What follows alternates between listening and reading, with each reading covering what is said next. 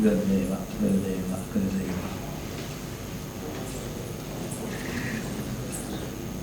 இது தொடர்ச்சியாக விடாமல், ஒரு அக்ஷர பிசகு இல்லாமல், இல்லை ஒரு ஸ்லோகம் கூட விடாமல் தொடர்ச்சியாக சொல்கிறது கஷ்டம், பயங்கர கஷ்டம். எப்படி மாதிரி பார்த்துங்க, ஒரே மாதிரி பல ஸ்லோகங்கள் இருக்கா, நடுவில் ஒரு ஸ்லோகம் இருப்பா, அதுக்கு அடுத்து நடுவுலையே இன்னொன்று வந்து சேர்ந்துடும் பார்த்துங்க. இந்த வார்த்தைகள் கிட்டத்தட்ட அதே மாதிரி இருக்கிறதுனால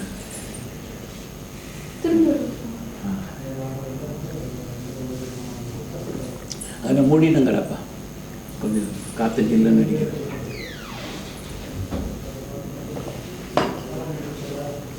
மகாத்புதம் சமுதிரலகரி அம்பாள் ஆடாமல் அசையாமல் கைதட்டி சிரிச்சு தேவம். சொல்லு சொல்ல ஐயா, நீ நான் கேட்டுகிட்டே இருக்கிறேன்பா.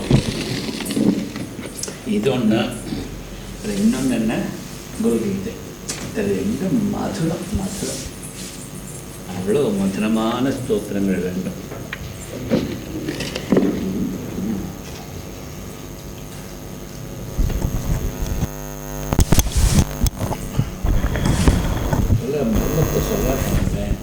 என்ன சொல்ற,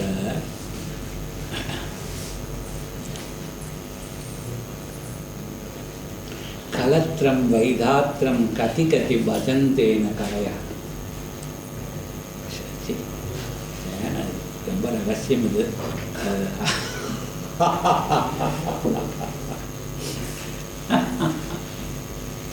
கலத்திரம் வைதாத்திரம் கதி கதி பஜந்தேன கலையா ஸ்ரீயோ தேவ்யா கோப்மான பவதி பதி கைரபிதனை மகாதேவம் வித்வா தவசதி சதி நாம சரணே குச்சாபியாமாசங்கத் குரவகதரோரபிய சுலபா.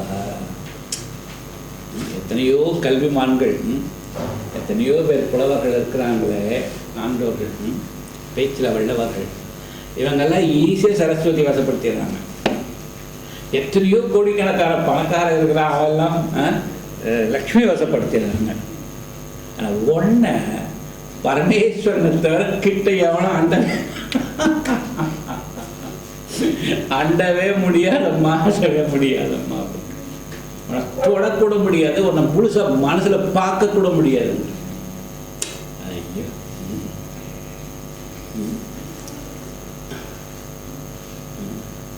கலத்திரம் வைதாத்திரம் கதி கதி பஜந்தேன கவயா ஸ்ரீயோ தேவ்யா கோபான பவதி பதி கைரபிதனை மகாதேவம் ஹித்வா தவசதி சதி நாம சரமே குச்சாபியாம் ஆசங்க குரவகதோரபி சுலபா. இதுக்கு முன்னாடி ஸ்லோகம் பாருங்க. புராராதேரந்தப்புரமசி தத்வச்சரணயோஹோ சபர்யா மர்யாதா தரல கர்ணாநாம சுலபாம் ததாகேதே நீதா சதமகமுகா சித்திமதுலாம் தவத்வாரூபாந்தஸ்திதி விரணிமாத்யா விரமராஹ. இதுன்னு தஞ்சா ஸ்லோகம் நினைக்கிறேன். புராராதேகே, முப்புறங்களை ஏற்ற, முப்புறங்களை எதிரிகளாக கொண்ட, புராராதேகே புறங்களுக்கு எதிரியான சிவபெருமானுடைய அந்தப்புறத்தில் இருக்கிற நீ, புராராதே அந்தப்புறமசி தத்துவத்தில் ஆகையினால அவருடைய சரணங்கள்ல சாதாரண மனுஷன் தெளிவா பூஜை பண்ணிட்டு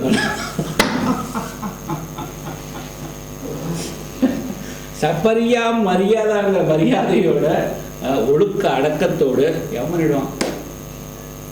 சிவபெருமானுடைய அனுமதி இல்லாமல் அவருடைய அந்தப்புறத்துக்கு இறைய நுழைவான். அந்தப்புறத்தில் இருக்கிறான் அப்படின்னா அவனுடைய ஹிருதயத்தில் நிற்கிறான், அம்பாள் நிற்கிறாள்.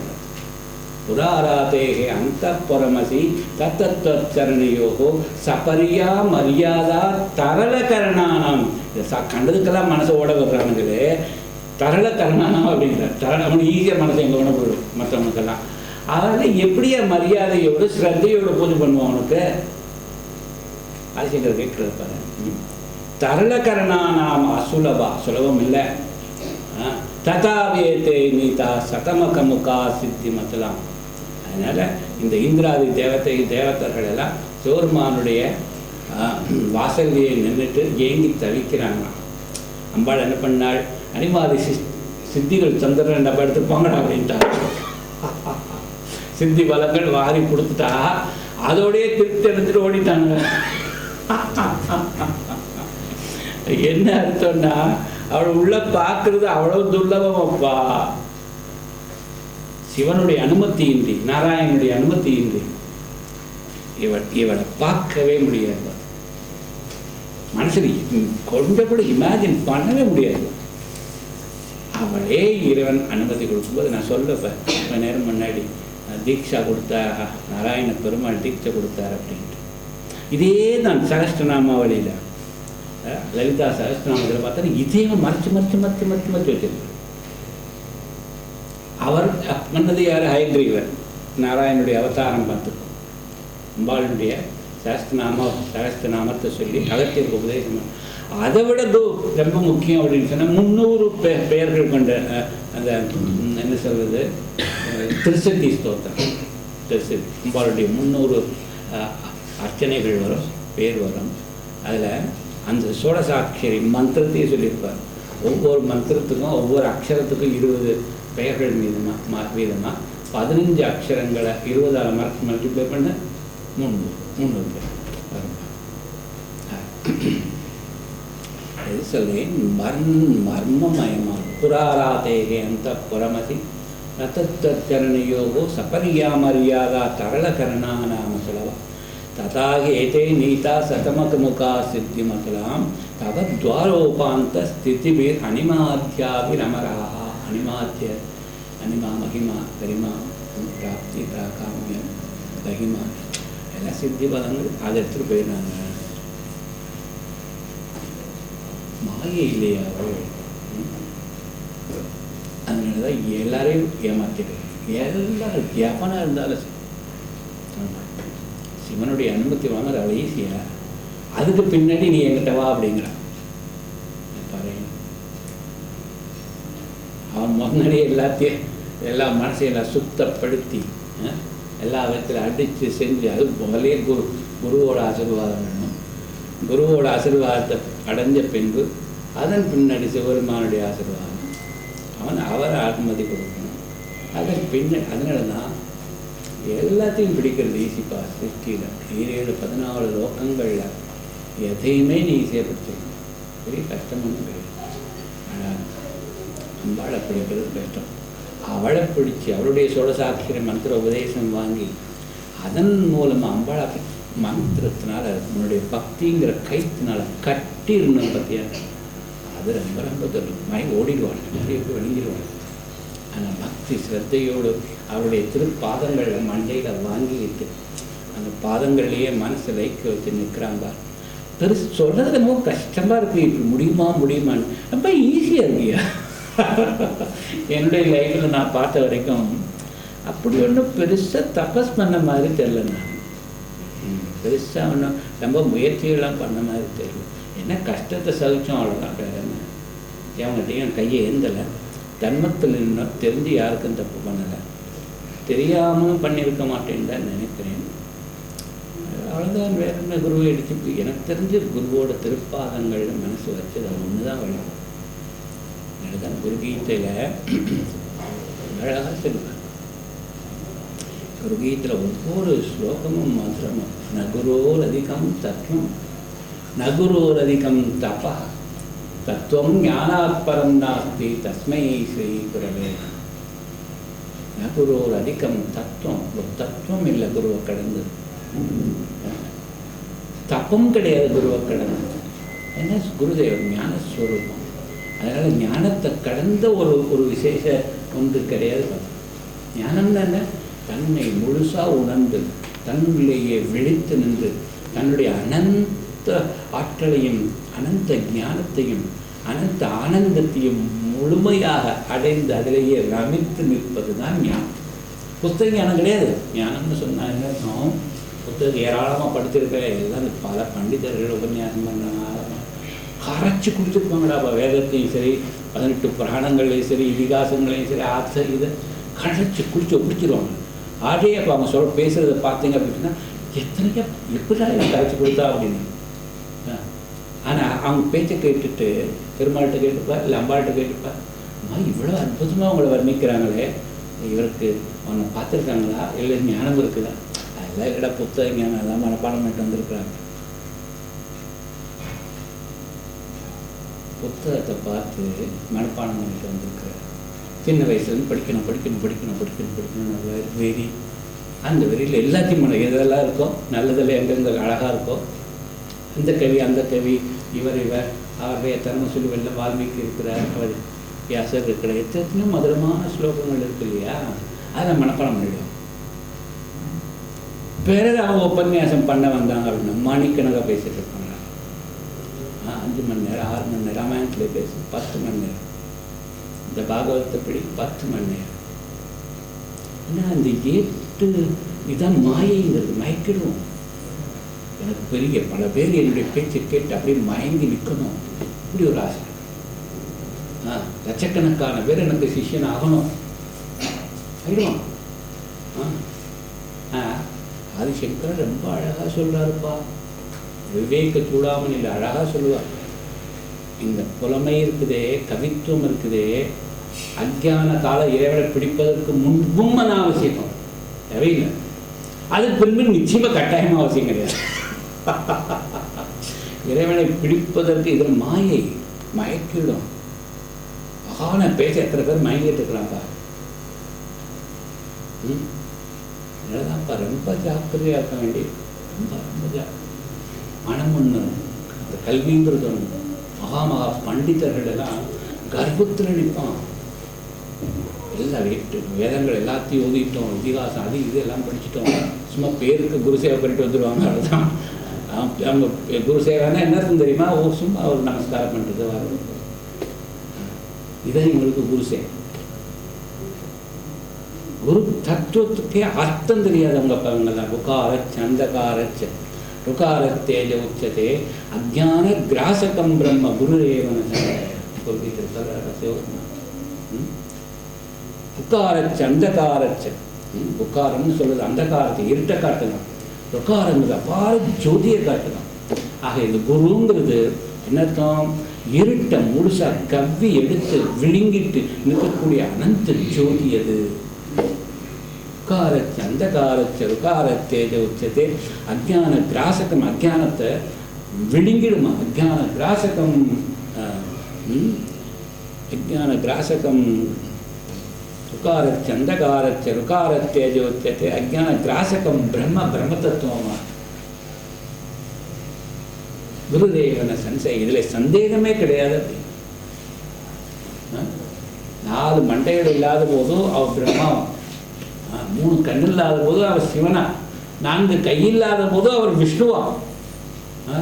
அத்ரிநேத்ர சர்வசாட்சி அச்சதுர்பாகுரச்சுத அச்சதுர்வதனோ பிரம்மா ஸ்ரீ குரு கதித பிரியே அயம் மயாஞ்சலிர்பத்தோ தயா சாகர விருத்தயே யதனுகிரகதோ ஜந்து சித்திர சம்சார முக்திபாக்.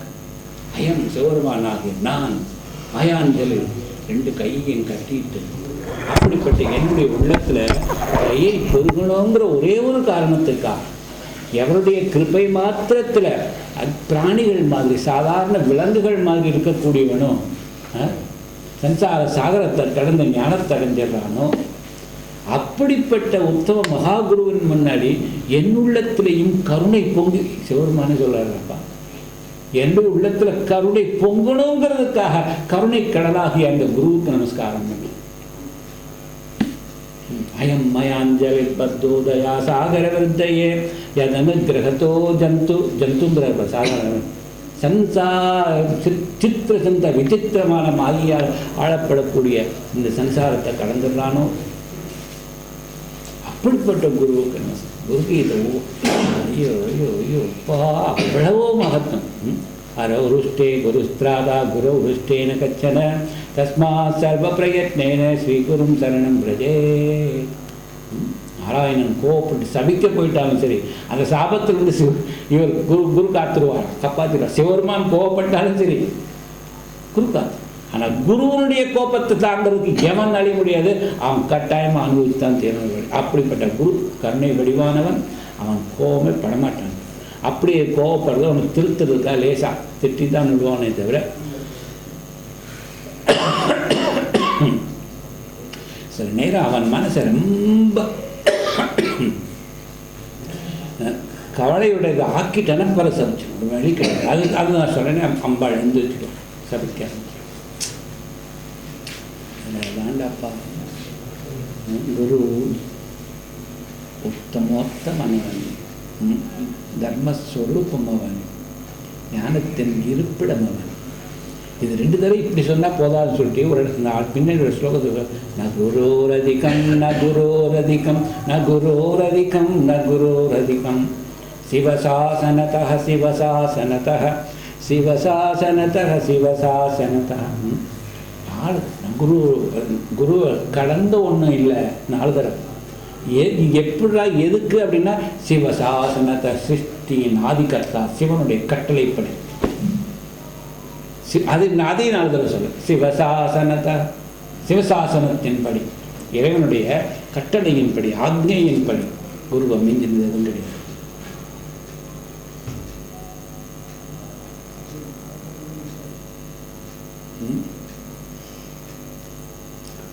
ஸ்ருதி ஸ்மிருதிமவிஜ்ஞாய கேவலம் குரு சேவகாः தே வை சந்நியாசின ப்ரோக்தா இதரே வேஷதாரிணः. வேத சாஸ்திரங்கள் எதுவும் படிக்காத அஜ்ஞானியாக இருந்தாலும் சரி, குருவுக்கு ஒழுங்காக தொண்டு பண்ணிட்டு வந்தேன்னா அவன் உத்தம சன்னியாசிங்கிறார். மற்றவன் எல்லாருமே வேஷதாரிகள் அப்படிங்கிறார். வேஷம் போட்டு நிற்கிறான், பாயசாயம் கட்டிக்கிறது, அது செய்கிறது, பெரிய ருத்ராட்சம் போட்டுக்கிறது, எல்லாம் இவங்கெல்லாம் வேஷதாரின்ட்டான். அதேவனே ஸ்ருதி ஸ்மிருதி அவிஜ்ஞாய அப்படின்னா ஸ்ருதி ஒன்றும் தெரியாது, வேதமும் தெரியாது. ஸ்மிருதிகள்னு சொல்லக்கூடிய அந்த என்ன சொல்கிறது அறிவுரைகள் அதுவும் தெரியாது. புராணங்கள் படித்தது கிடையாது, ஒன்றும் தெரியாது, மரம் மண்டை. ஆனால் இருந்தாலும் குரு பக்தி இருக்கு. நம்ம குரு பரம்பரையில் ஆதிசங்கருக்கு 4 உத்தம சிஷ்யர்கள்ப்பா. எல்லாம் அதுக்கீழே எத்தனையோ ஆயிரக்கணக்கான பேர் மகா பண்டிதர்கள். அதில் சோழ நாட்டிலேருந்து பிறந்துட்டு போனார் ஒருத்தக்கோ சேந்தனார் அப்படின்ட்டு. அவருடைய பேர் தான் பின்னாடி பத்மபாதன்னு பேர். பத்மபாதன். சுரேஸ்வராச்சாரியர் இன்னொருத்தர் பார்த்தோம். 3வது பத்மபாதன் சுரேஸ்வராச்சாரியர் ஹஸ்தாமலக்கன். ஒரு குழந்தை ஹரிசங்கர்கிட்ட வருது. அவங்க அப்பா சொல்கிறார், இந்த பையன் பெரிய கிட்டத்தட்ட 7, 8, 9 வயசாயிருக்கும், என் பிறந்ததுலேருந்து பேசவே இல்லை சாமி அப்படி சொல்கிறாப்புல.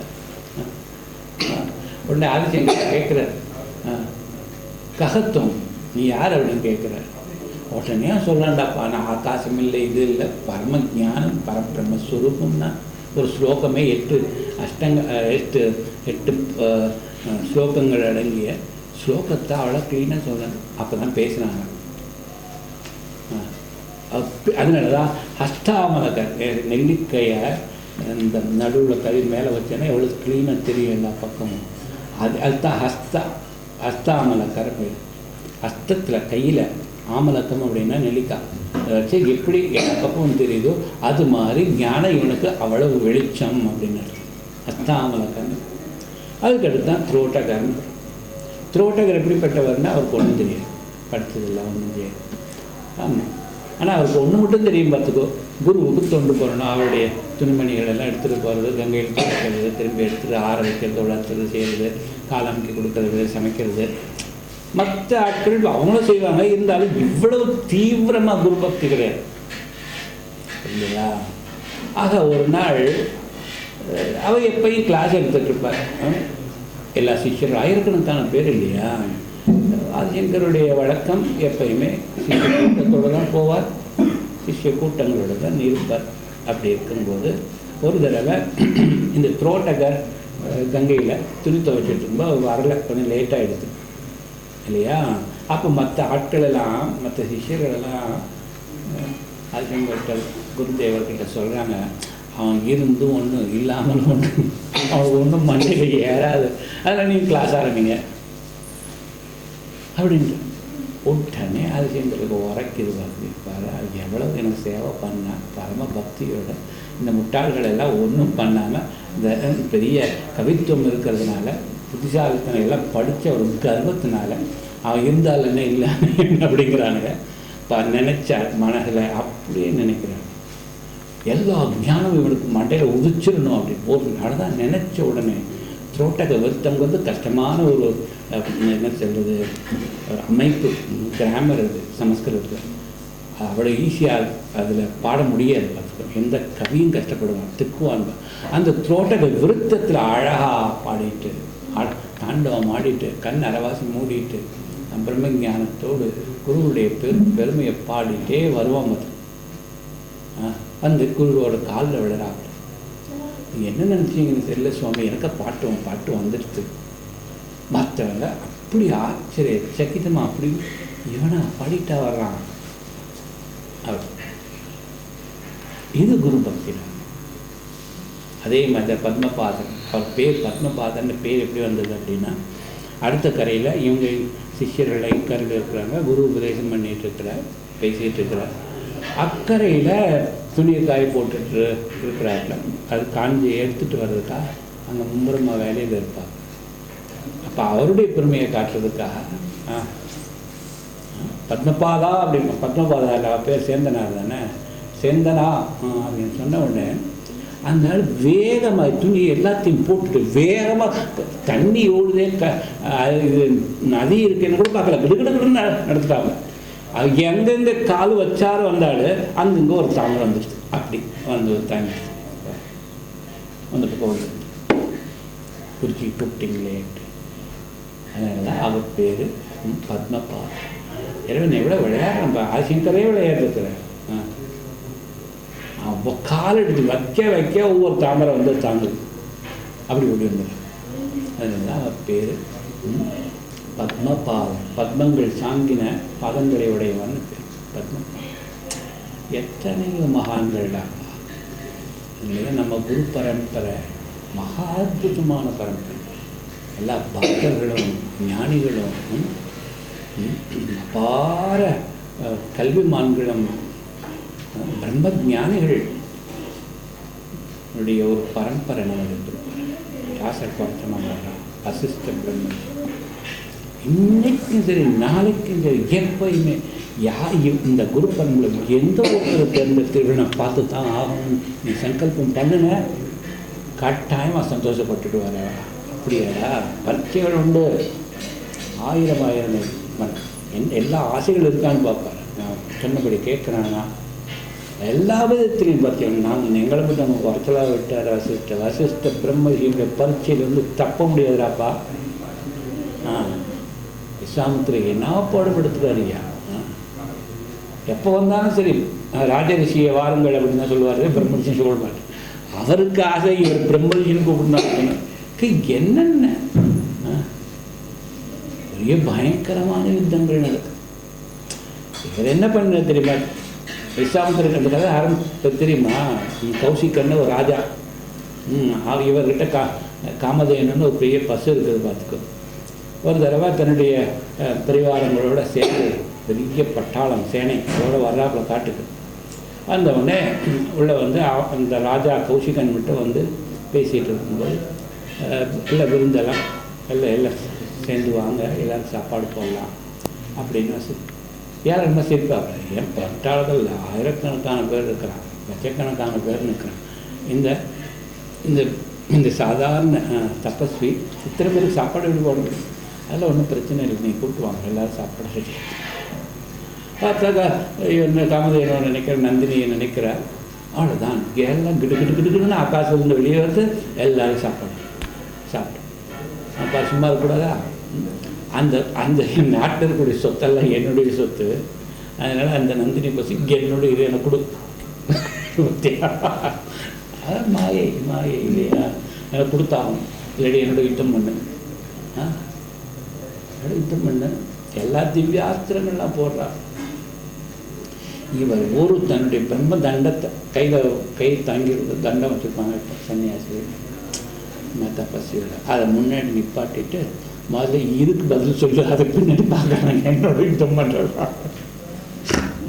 பிரம்மாஸ்திரம் என்ன, அந்த அஸ்திரம் என்ன, இந்த அஸ்திரம், எல்லா அஸ்திரம் பெரிய ரசம், பெரிய தபஸ்வி ஆகணும். எல்லா அஸ்திரங்கள் எல்லாத்தையும் வாங்கி வச்சுருக்கேன். நாராயணாஸ்திரம், பிரம்மாஸ்திரம், பாஸ்பதாஸ்திரம் எல்லாத்தையும் ஜெயிச்சு வச்சுருக்கேன். ஆனால் எதை விட்டாலும் சரி இந்த பிரம்மதண்டை அப்படி உள்ள விழுங்கிடுறது. அந்த அக்னி உள்ள விழுங்கி அதை கடந்துல வந்தாங்க. அதுதான் சொல்லுவார் வசிஷ்டர், திக்பலம் சத்ரிய பலம் பிரம்ம தேஜோ பலம் பலம் ஏகேன பிரம்மதண்டேன சர்வாஸ்திராணி ஹதானிமே. திக்பலம் அவனுடைய அசுர பலத்து, அவனுடைய ராஜ பலத்துக்கும் இதெல்லாம் சத்திரிய பலத்துக்கு அவனை இழுக்க ஆரம்ப. திக் அப்படின்னு சொன்னால் என்ன சொல்றது, அவமானம். திக் பலம் சத்திரிய பலம் பிரம்ம தேஜோ பலம் பலம். ஒரு பலம் ஒன்றுனா அது பிரம்ம தேஜ் அப்படிங்கிற பிரம்ம பலம் ஒன்று தான்டாப்பா பலம்.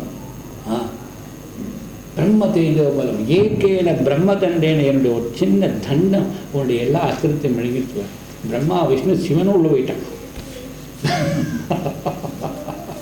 ஆக அந்த பிரம்ம பலத்தை சம்பாதிச்சுட்டா என்னோட யுத்தம் பண்ணலாம். அதுக்கு பின்னாடி தான் தபஸ் பல விதத்தில் மாயை விழுக்காட்டுது. எத்தனை பேரை விழுந்து வந்துருவாப்பில் கடைசியில் ஜெயிக்கணும். அது பின்னாடி தான் ராமருக்கு குருவாகிறார். அது பின்னாடி அதனால தான் இறைவனே பேர் கொடுக்குறார் விஸ்வமித்ரன் அப்படின்ட்டு. உலகத்துக்கெல்லாம் நீ நண்பன் அப்படி விஸ்வாமித்ரா அப்படின்னு பேர்.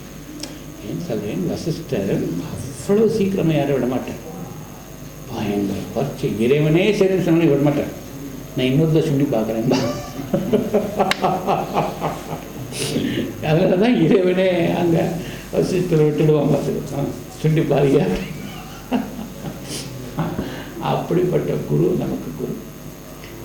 அவர் பேரில் தான் நீ எல்லாத்தையும் ஆரம்பிக்கிற மாதிரி நமக்கு கட்டளை அப்படி. அதனால் அப்படிப்பட்ட ஒரு குருவை கொண்டாந்து நிப்பாட்டிட்ட நம்ம குருதேவன். அப்பா இவர் தேஜோ ரூபமையா, உடம்புல இருந்து ஒளிக்கட்டை பீச்சி அடி குருதேவன்.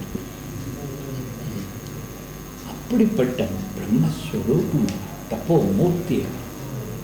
5 வயசுலேயே 6 வயசுலேயே 6-7 வயசு இருக்குன்னு வீட்டை விட்டு போயிட்டேன். சன்னியாசியை போகிறேன் அப்படி.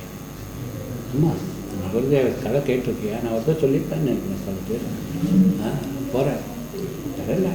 அப்போ நீ சன்னியாச அவங்க அம்மாட்ட எல்லாம் சொல்லுவாங்க நிப்பாட்டுன்ட்டு. அவங்க அம்மா என்ன சொல்கிறாங்கன்னா, என் பையன் குதிரை மேலே போயிட்டுருக்குறான், நீ எல்லோரும் கழுது மேலே உட்கார வைக்கன்னு சொல்கிறீங்களா அப்படின்னு அந்த அம்மாவுக்கு எப்படிங்க ஆனந்திருக்கணும் பாரு.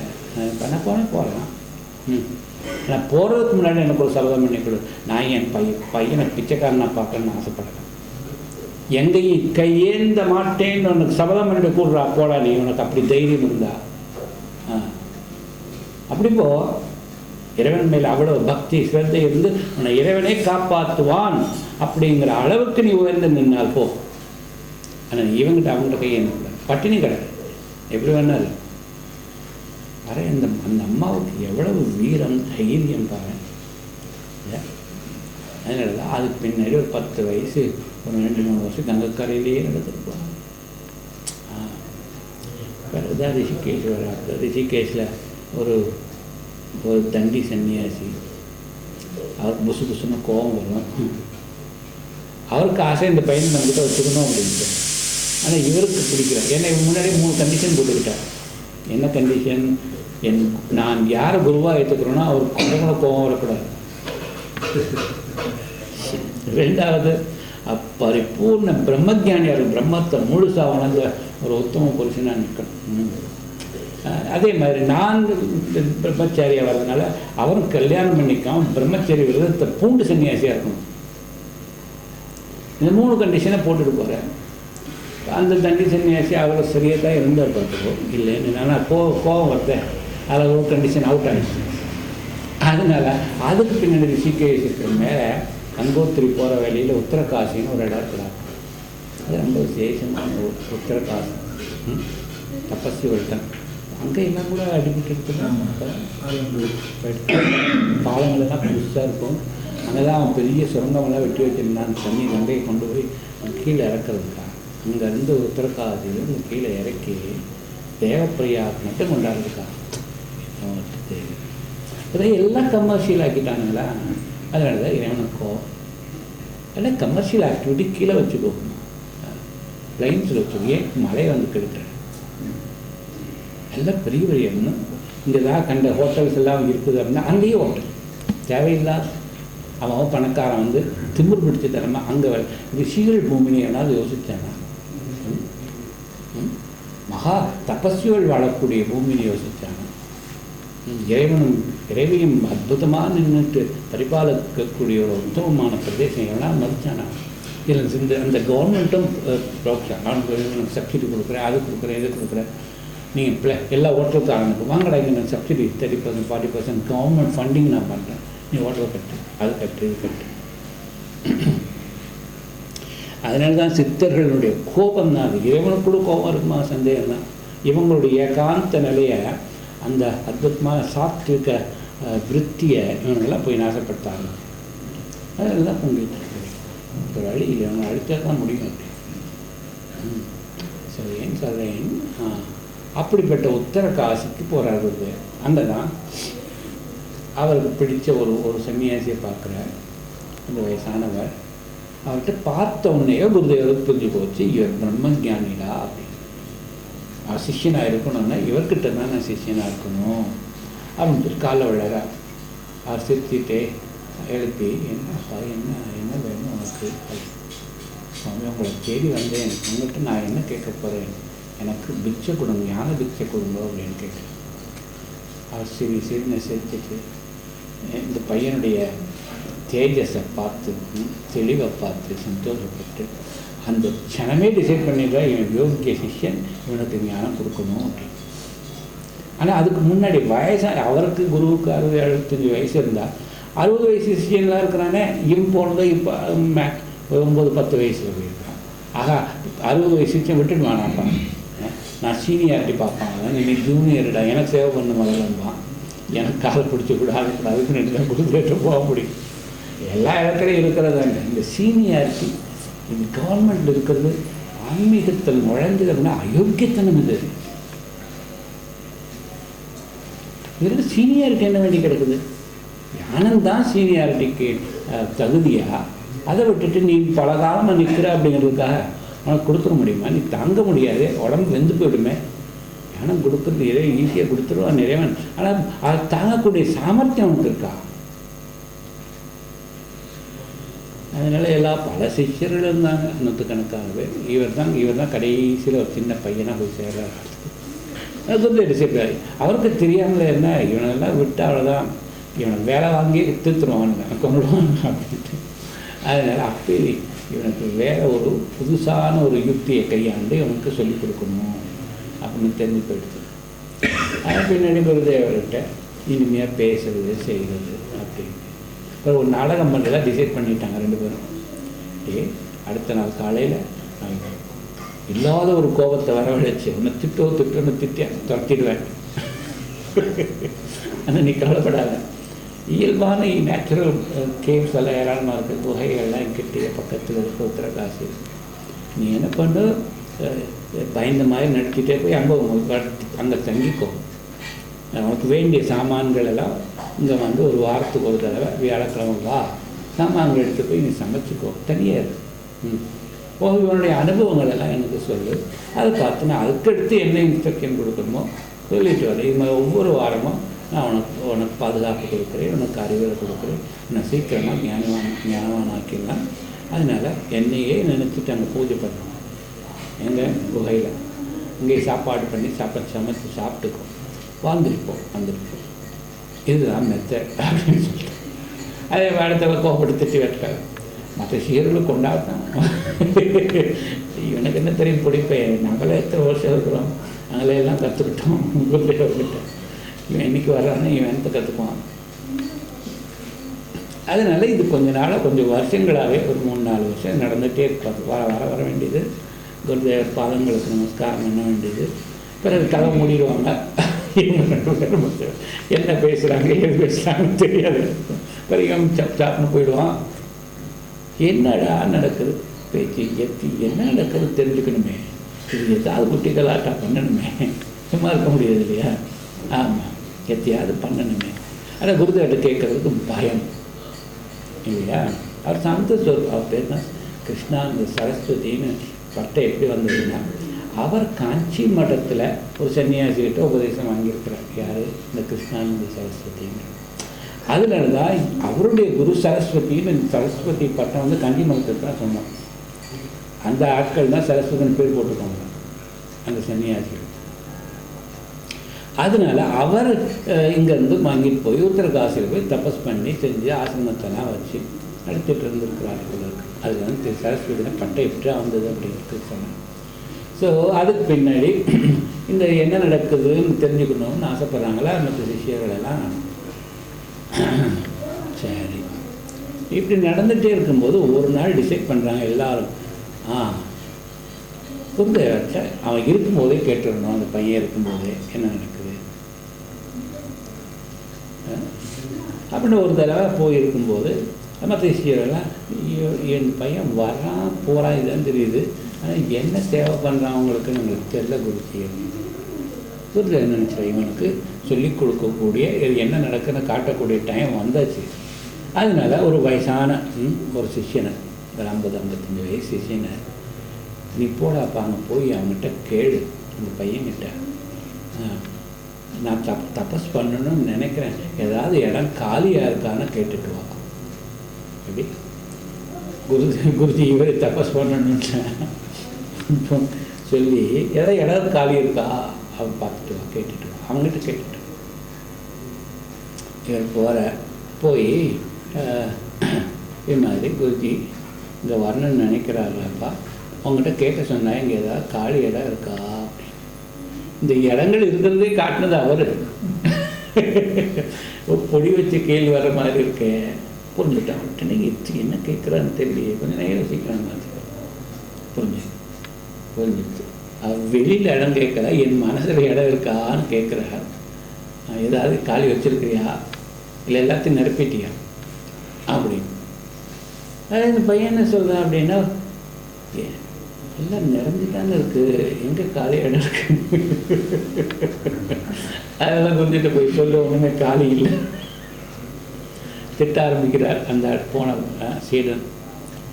அப்போ குருஜி எல்லாத்தையும் கேட்டு திட்டு வாங்கிட்டு மெதுவாக சொல்லுங்கள், எங்கிட்ட தானே கேட்டு வச்சுருந்தேன், நான் என்ன பதில் சொல்லணும் அதுதானே நீங்கள் போய் சொல்லணும்.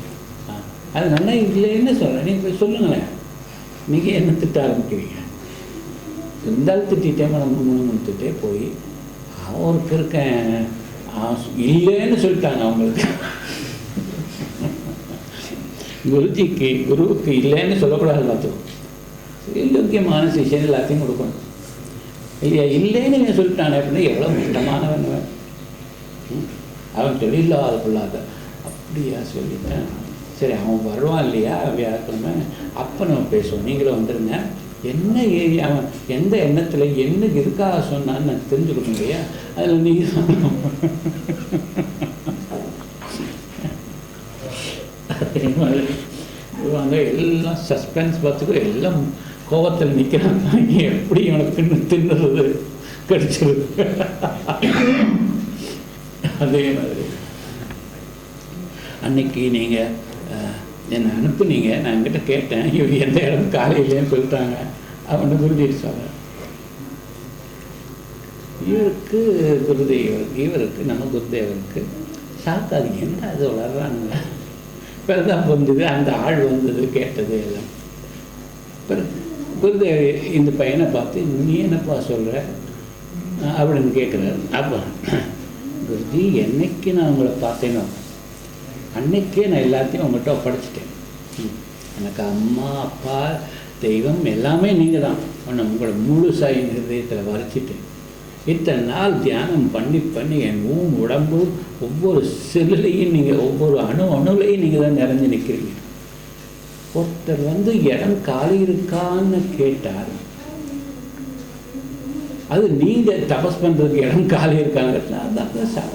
நீ எங்கே தியானம் இன்னைக்கு தபஸ் என்ன பண்ணணும், நீங்கள் எப்பயுமே நிறைஞ்சு நிற்கிறீங்க, பிரம்மத்தில் நிற்கிறீங்க, பரிபூர்ண சிருஷ்டியை உங்கள் மனசில் அடக்கி நின்றுட்டு தனியான போய் என்ன தபஸ் பண்ணணும், என்ன பண்ணணும், ஒன்றுமே கிடையாது. அப்போ அதனால தான் நான் நினச்சேன், உடனே என் மனசில் தோண்டிடுச்சு, என் உடம்புல என் உள்ளத்தில் என் மனசில் எனக்கு காலி இருக்கான்னு கேள்வி கேட்குறீங்க அப்படின்னு நான் புரிஞ்சு. அதனால தான் நான் சொன்னேன், என்னைக்கு பார்த்தேனோ எப்போ உங்களை முழுசாக வரைச்சிட்டேனோ அதுக்கப்புறம் எனக்கு ஏது இடம்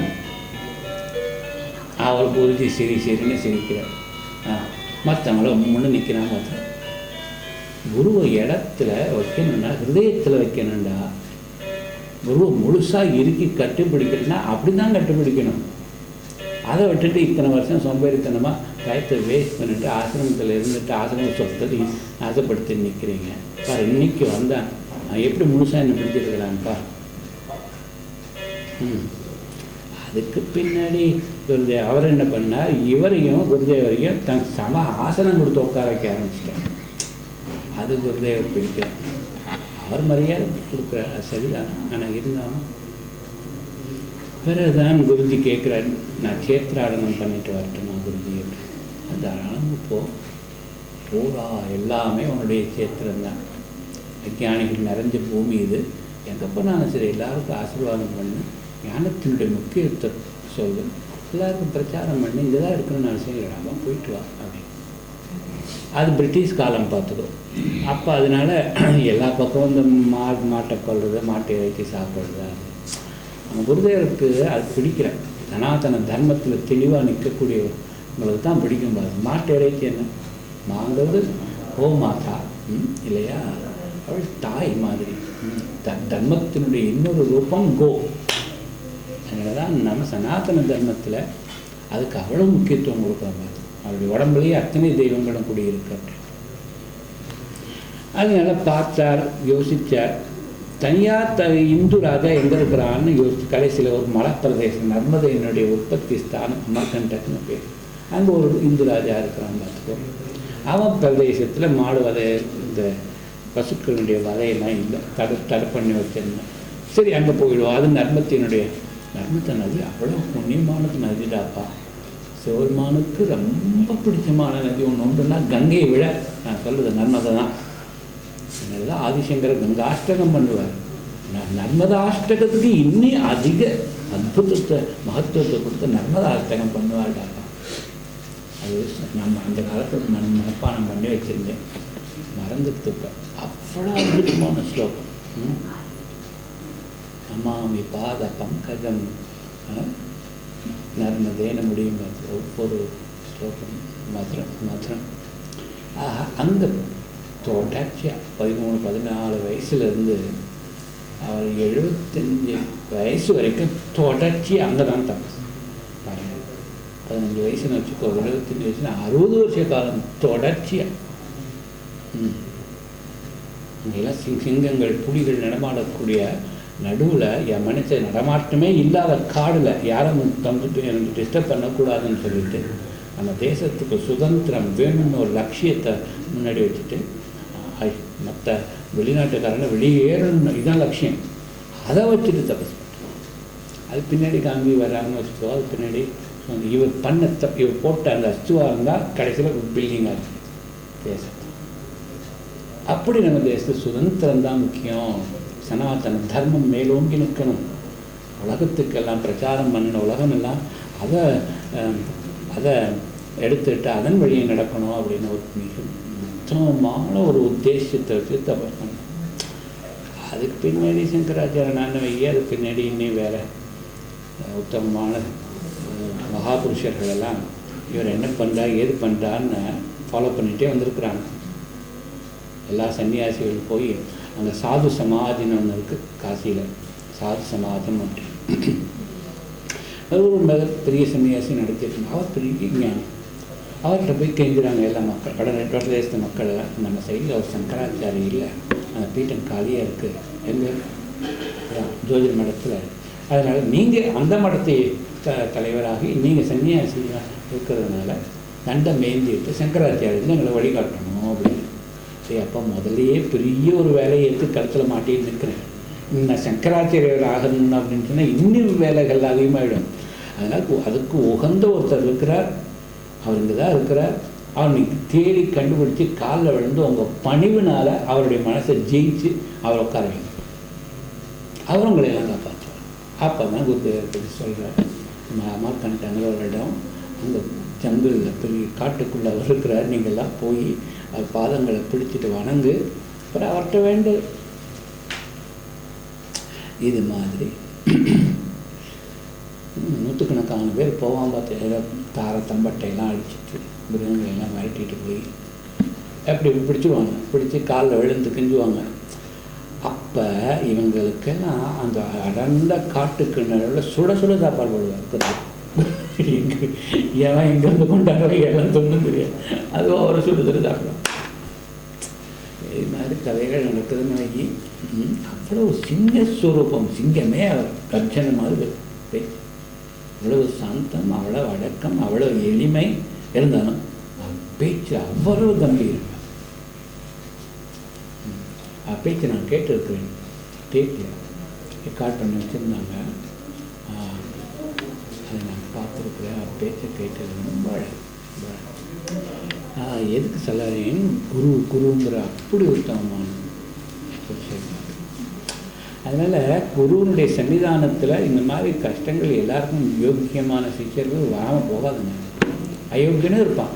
ஏன்னா குருவுக்கு ஒரு ஒரு உத்தமமான குணம் என்னென்னா, எவ்வளவு நீச்சமானவனையும் போடா வெளியே சொல்ல மாட்டேன். அது ஒரு ஒரு ஒரு பெரிய உத்தம குணம் பார்த்து அவனுக்கு தெரியும். இவன் மரமண்டை, இவன் பேசுவானே தவிர நடிப்பானே தவிர ஒன்றும் பண்ண மாட்டான், நல்லாவே தெரியும். ஆனால் நீ என்கிட்ட இந்த தர்மப்படி என்கிட்ட வராத சொல்ல மாட்டேன். என்ன எப்படி சொல்ல முடியும்? எந்த நேரத்தில் இறைவன் எப்படி எப்படி அருள் கூட்டுவான், எந்த விதத்தில் சேர்ப்பான் சொல்ல முடியாதுடா சிருஷ்டியில். இல்லை நான் எப்படி, எனக்கு என்ன அதிகாரம் இருக்குன்னு ஒருத்தர் போடான்னு வெளியே என்கிட்ட வராதுன்னு சொல்லுது. கண்டா வந்துட்டு போகிறான். தொண்டு பண்ணவனே எடுத்துக்கோ, தொண்டு பண்ணாங்க வரட்டாங்க, இப்படி இருந்துட்டு போகிறான். தப்பண்ண எத்தனையோ மரமண்டைகள் உலகத்தில் இருக்குது. அந்த மரமண்டையில் அவங்ககிட்ட வரலையே. அட்லீஸ்ட் இவனாவது கூட இருக்கிறானே, வர்றானே, கேட்குறானே. அந்த திருஷ்டிகோணத்திலேயாவது பார்க்கணும் இல்லையா? அதே மாதிரி தான் ராமகிருஷ்ண பரமஹம்சர்கிட்ட ஒரு சிஷ்யர் இருந்தார். பார்த்துக்கோ, அவருக்கு இந்த ஞானம் தெரியும், இன்னொருத்த மனசில் என்ன இருக்குதுன்னு தெரிஞ்சது. அது பேர் மறந்துட்டேன், பிரம்மானந்தான பேர். ஆமாம். அந்த ஆள் என்ன பண்ணுவாப்புல, ராமகிருஷ்ணர் அவரை பார்க்க கூட்டத்தில் பாட்டி நீ போ, நீ தூரமாக போ, நீ தூரம் போ, நேரமையும் போ அப்படின்னே பிரித்து அனுப்பிட்டு இருந்தாப்புல. ஆமாம், என்னடா அது என்ன நடக்குதுன்னு அவர் மூர்த்தி ஒரு நாள் சந்தேகப்பட்டு, நீ என்னடா பண்ணுற, இது மாதிரி நல்லா எண்ணங்கள் நல்லா பார்த்தவங்கள்ட்ட அனுப்புகிறேன், மற்றவங்களாம் தூரமாக்குறேன். அப்படியே மழையா என்கிட்ட எல்லாருக்கும் அனுமதிடா. எந்த நீச்சல் கொள்றதுக்காக சரி பண்ணிட்டு வர்றவனுக்கு நான் அனுமதி கொடுக்குறேன். நீ யாரை வெள்ளத்தை தனிப்படுத்துறதுக்கு? அவனுக்கு ஒரு சின்ன பாக்கியம் என்ன பார்த்ததுனால அவன் மனசில் ஏற்படக்கூடிய ஒரு புனிதத்தன்மையை இல்லாமல் செஞ்சுட்டு ஏறாது.